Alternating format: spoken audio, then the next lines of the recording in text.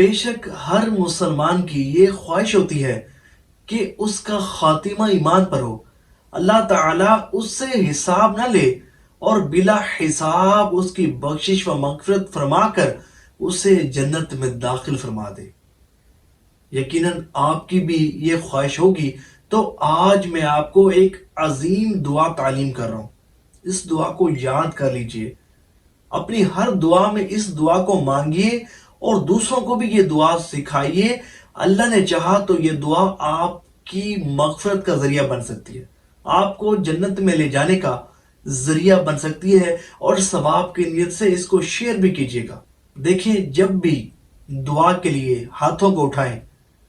تو سب سے پہلے اللہ تعالیٰ کی حمد و ثنا بیان کریں، اور پھر اس کے بعد اس کے حبیب صلی اللہ علیہ وآلہ وسلم پر درود بھیجیں،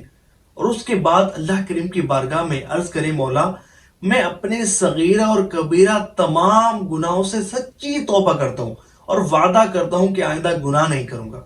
اور اس بات کا اعتراف کرتا ہوں، اقرار کرتا ہوں کہ میں بہت بڑا مجرم ہوں، میرے گناہ بہت زیادہ ہیں، میں بڑا بدکار، سیاہکار اور گناہگار شخص ہوں، اور میرے مولا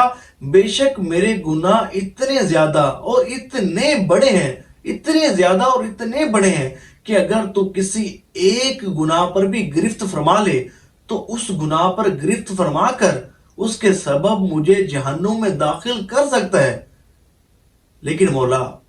مجھے یہ بھی معلوم ہے کہ میرے گناہ بھلے جتنے مرضی زیادہ ہو جائیں لیکن تیری رحمت سے زیادہ نہیں ہو سکتے،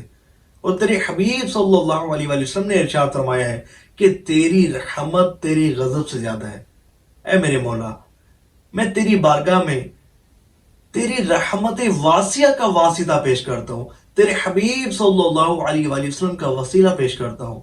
میرے گناہ معاف فرما دے، میں گناہوں سے سچی اور پکی توبہ کرتا ہوں، میرے گناہ معاف فرما اور مجھے جنت میں، اپنے پاک گھر جنت میں داخلہ نصیب فرما۔ ثواب کی نیت سے شیئر ضرور کیجیے گا۔